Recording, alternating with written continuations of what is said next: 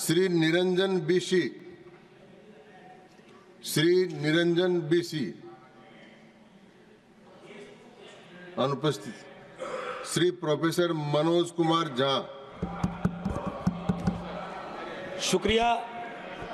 शुक्रिया माननीय सभापति महोदय। थोड़ा हट करूंगा वक्त के लिए, लेकिन आखिर में अभी चालू तो करिए हुजूर। सर, माननीय सभापति महोदय, अच्छा है हम सब संविधान पे बात कर रहे हैं। उस सदन में भी हुई, इस सदन में भी तमाम साथियों ने संविधान पे बात की। अपना अपना दायरा है, अपनी अपनी सोच है, अपनी अपनी प्राथमिकताएं हैं, लेकिन महत्वपूर्ण यह है कि हमने संविधान पे बात की। कई ओहदेदार लोग दूसरे स्तंभ के, वो तो ईश्वर से बात करने लगे हैं। भगवान को कितना काम है, किसी की नौकरी लगवानी है, किसी की शादी करवानी है, किसी को चुनाव जितवाना है, तो किसकी पर्ची निकलेगी, किसकी अर्जी लगेगी। तो अच्छा है कि हम संविधान के दायरे में बात कर रहे हैं।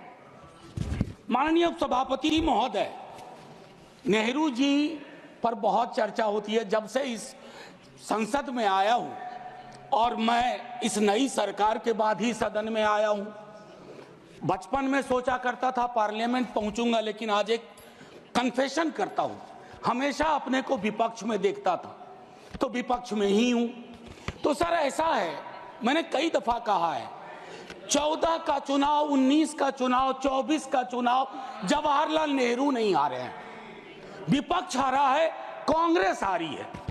100 साल आप चुनाव जीतेंगे, लेकिन नेहरू को फिर भी वहां खड़ा पाएंगे, क्योंकि अथॉरिटेरियनिज्म के खिलाफ, पार्लियामेंट्री डेमोक्रेसी के प्रतीक है नेहरू। वो ढाल हैं, वो रक्षा कवच हैं। और मैं आपको बताऊं, हमारे नड्डा साहब ने जेपी का उद्धृत किया, और मुझे अच्छा लगा कि जयप्रकाश जी ने जब इंदिरा जी को, वो इंदू लिखा करते थे, जब चिट्ठियां लिखी ना इमरजेंसी के दौरान, तो नेहरू को इन्वोक किया। I am writing to you in the name of your father Jawaharlal Nehru.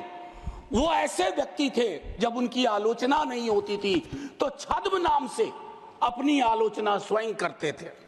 तो मैं क्या कहूं, जयप्रकाश जी का कश्मीर पर जो नेहरू जी को चिट्ठी थी या इंदिरा जी को चिट्ठी थी, अगर वो चिट्ठी आज मनोज कुमार झा अपने नाम से कॉपी पेस्ट करके लिख दे, तो सर शाम तक मैं टेलीविजन डिबेट में विलेन बन जाऊंगा। मेरे पर यूएपीए लगे ना लगे, सांसद हूं शायद ना लगे, लेकिन बहुत तरह की तोहमत लगेगी। सर एक आवश्यक बात, हम महापुरुषों की जन्मतिथि पुण्यतिथि पर माल्यार्पण वाले दुनिया के नंबर 1 देश हैं। इतनी पुष्प वर्षा करते हैं जन्मतिथि और पुण्यतिथि पे, लेकिन सर वो तिथियां इस बात की भी होती है कि हम अपनी चुनौतियों को स्वीकार करें। अगर हम संविधान दिवस मना रहे हैं, क्या फ्रीडम के बारे में नहीं बात होनी चाहिए?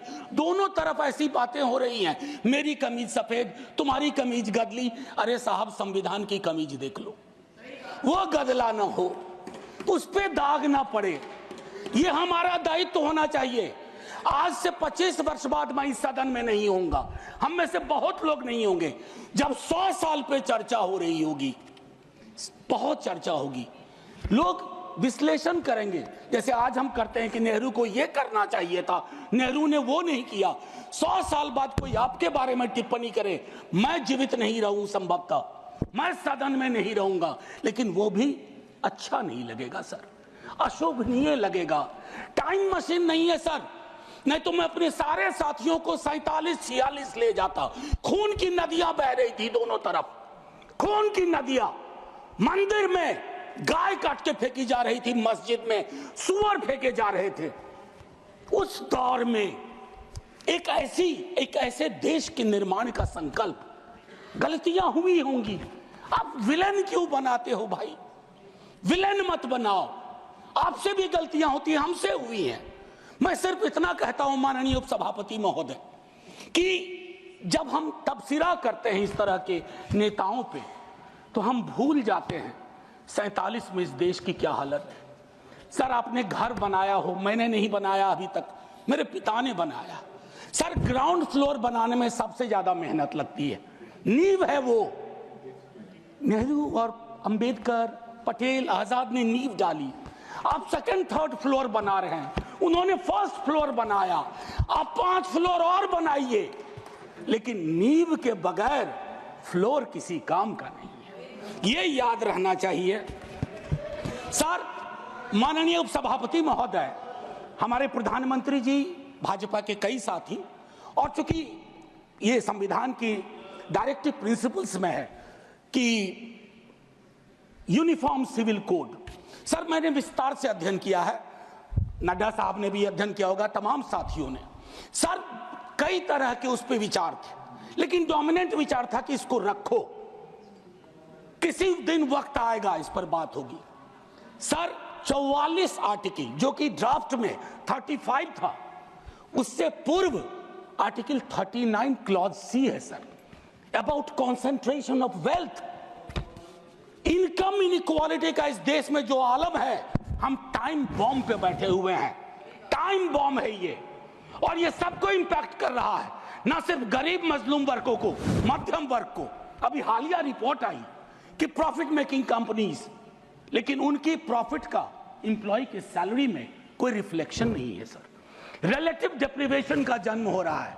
44 तक पहुंचिए यूनिफॉर्म सिविल कोड तक, लेकिन रास्ते में एक मील का पत्थर है आर्टिकल 39 से, वहां रुकिए, ठहरिए, सोचिए कि इसको, क्योंकि अंबेडकर साहब को आप कोट कर रहे थे सोशलिज्म के बारे में कि वो कहते थे कि वो तो रचा बसा है, सेक्युलरिज्म रचा बसा, मानता हूं, लेकिन उन्होंने नेशनलाइजेशन ऑफ लैंड और इंडस्ट्री की भी बात की थी। मैं उसकी पैरोकारी आज के दौर में नहीं कर रहा हूं, लेकिन ये जरूर कहूंगा कि प्राइवेट प्लेयर्स ऐसे ना हो जाएं कि एक को चादर से ढकने के चक्कर में पूरा देश नग्न सच्चाई से रूबरू होता रहे, ये नहीं होना चाहिए। अब सर मैं एक बात कहता हूं, आज जब मैं यहां बोल रहा हूं, इस देश के किसी न किसी कोने में सीवर से एक आध डेथ हो चुकी होगी, सीवर में उतर करके। खुदाई चल रही है इस देश में, कई जगह खोदे जा रहे हैं, एक खुदाई हम सब सांसद मिलके करें।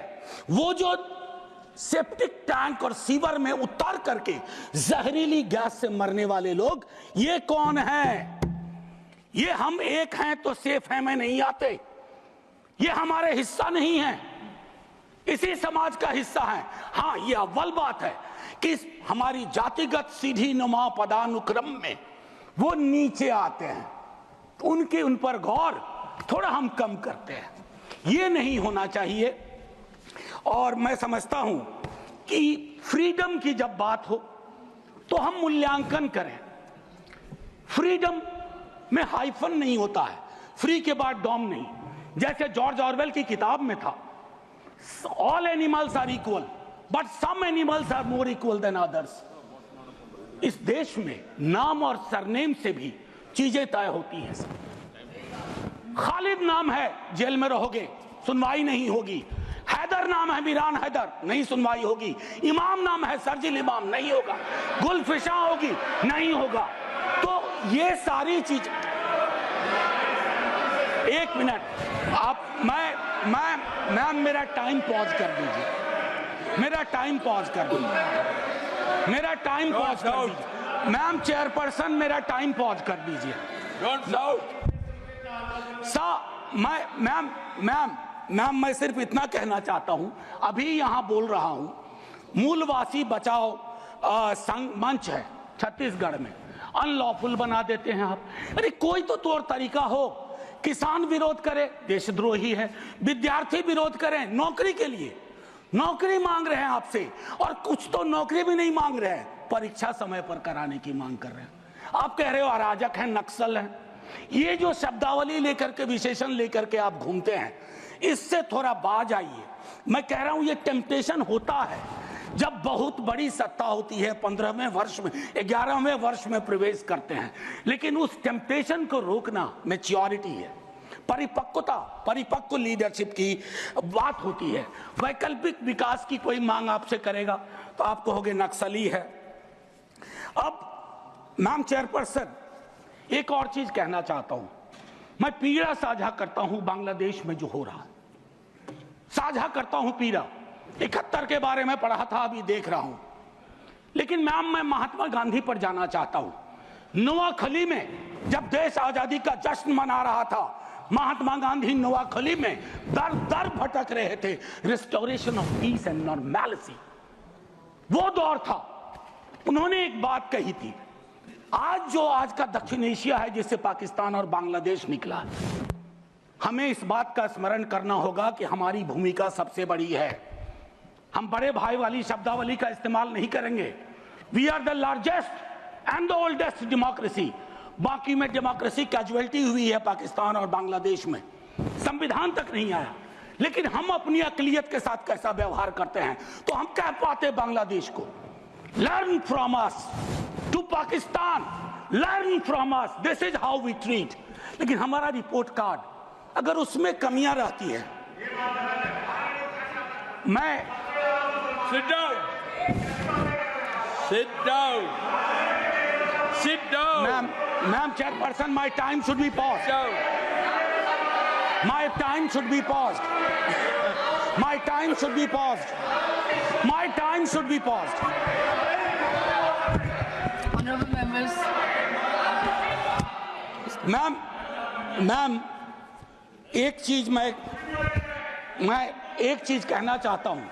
अंबेडकर साहब को कोट किया गया, अंबेडकर साहब को कोट किया गया, और एक मिनट किसी की भावना आहत हुई है तो मैं वापस लेता हूं। It is primarily a mode of, सुनिए, it is primarily a mode of associated living. Democracy is not simply a form of living, form of government. Associated living, कितना इसको अपने जीवन में उतार पाए? ऑफ कॉन्जॉइंट कम्युनिकेटेड एक्सपीरियंस, कितना उतार पाए? जातिगत जनगणना की जब बात होती है तो बट जाते हैं हम। क्यों बट जाते हैं भाई? वर्गीकरण की बात होती है, बिना जनगणना के वर्गीकरण कैसा? एनएफएस के माध्यम से एक नई रवायत का जन्म हो गया है। एक ओबीसी की लिस्ट में क्रीमी लेयर के इंटरप्रिटेशन के लिए आप राज्यों की समकक्षता इक्विवेलेंस को एक ऑर्डर के माध्यम से छुपा देते हैं। आपका दोष नहीं भी दूंगा, कहूंगा कि अधिकारी वर्ग के अंदर अभी भी वो मानस है कि वो रिप्रेजेंटेशन से परेशान होता है, चिढ़ता है, उसको लगता है ये यहां कहां आ गए।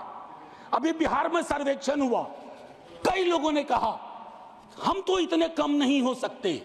विजिबिलिटी और न्यूमेरिकल स्ट्रेंथ में फर्क होता है। विजिबल आप इसलिए अपने को समझते हैं ज्यादा कि आप न्यायालय में हैं, आप विद्यालय में हैं, आप सड़क पे हैं, आप चौक पे हैं, आप चौराहे में हैं, तो आपको लगता हम तो बहुत, हमें कम क्यों दिखाया गया? उसके इस रिश्ते को हम सबको समझना होगा। मैम चेयरपर्सन, और जो मैंने कहा conjoint experience and associated living, together with that I'll take you for a minute to what Jawaharlal ji said in the beginning of objective resolution. उन्होंने कहा, और मैं हिंदी में तर्जुमा करता हूं, कि आज जब मैं यहां खड़ा हूं तो 5000 साल का अतीत मेरे सामने खड़ा है। मैं अभिभूत भी हूं लेकिन मेरी चिंताएं भी हैं। इन चिंताओं और अभिभूत होने के बीच किस तरह के राष्ट्र का हम निर्माण करेंगे इस संविधान सभा के माध्यम से, मैं इस चुनौती को स्वीकार करता हूं अपने साथियों के साथ। और then he mentioned oath of tennis court. मैंने इस सदन में एक दिन कहा था कि 1789 के रेवोल्यूशन के बाद जहां से लिबर्टी, इक्वालिटी, फ्रैटर्निटी आया, जवाहरलाल जी ने कहा तब के बादशाह ने वहां कमरे बंद करवा दिए कि कॉन्स्टिट्यूएंट असेंबली नहीं बैठ सकती है। एक कमरे से दूसरा कमरा, दूसरे कमरे से बरामदा, और आखिर में टेनिस कोर्ट में पूरी की पूरी असेंबली बैठी और ओथ लिया। उसको कहते हैं ओथ ऑफ टेनिस कोर्ट। उन्होंने क्यों यह उदाहरण दिया कि हमारी डेमोक्रेसी में भी कभी इस तरह के चैलेंज आ जाए तो संसद इमारत की मोहताज नहीं होगी, संसदीय लोकतंत्र इमारत की मोहताज नहीं होगी, वो इबारत देखेगी। और इबारत और इमारत में फर्क है। मैम मैम आज मैंने कहा था हट करूंगा, 1.5 से 2 मिनट और चाहिए। अब मैंने कहा कि 1 नेशन 1 इलेक्शन की बात हो रही है, उस पर विस्तार से बोलूंगा जिस दिन अगर आया, अगर सिलेक्ट कमेटी को गया तो अलग बात है। लेकिन मैम इस देश में 1 नेशन 1 इलेक्शन था।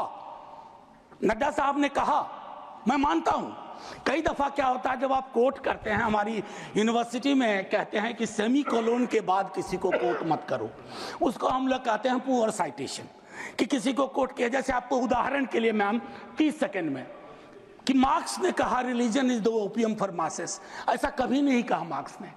वो सेमी कोलन के बाद का एक सेंटेंस था, उन्होंने ये कहा is the Sai of oppressed, लेकिन सेमी कोलन के बाद का उठा करके कहा रे रिलीजन के तो खिलाफ थे कार्ल मार्क्स। तो उसी तरह से साइटेशन के साथ दिक्कत है। मैं सिर्फ इतना कहना चाहता हूं, 1 नेशन की वो साइकिल टूटी थी, 1 नेशन 1 इलेक्शन की साइकिल 60s मिड 60s में टूटी। आज क्या गारंटी है, हम कैसे अगले चुनाव तक ले जाएंगे? Will it be a proxy governance? Then it won't it undermine the idea of will of the people? मैं समझता हूं कि इस पर विशद चर्चा हो और तभी जाकर के एक Kindly conclude. बस अभी तो Kindly conclude. 33 सेकंड लिया है, 1 मिनट और दे दीजिए। मैम चेयरपर्सन, तारतम्य तो थोड़ा टूट जाता है, फिर भी अपनी एक बात कह के खत्म करूंगा। बाबा साहब भीमराव अंबेडकर के बचपने का एक छोटा किस्सा, क्लासरूम में बैठे हुए थे सबसे पीछे, शिक्षक ने कहा चूंकि मैथमेटिक्स में बहुत अच्छे थे, आओ इसको हल करो। ज्यों ही वो बोर्ड की तरफ बढ़े, जितने कास्ट हिंदू अपर कास्ट के लोग थे वो दौड़ के बोर्ड के पास गए, क्योंकि बोर्ड के पीछे उनका टिफिन बॉक्स था। उनको लगा ये पोल्यूट हो जाएगा।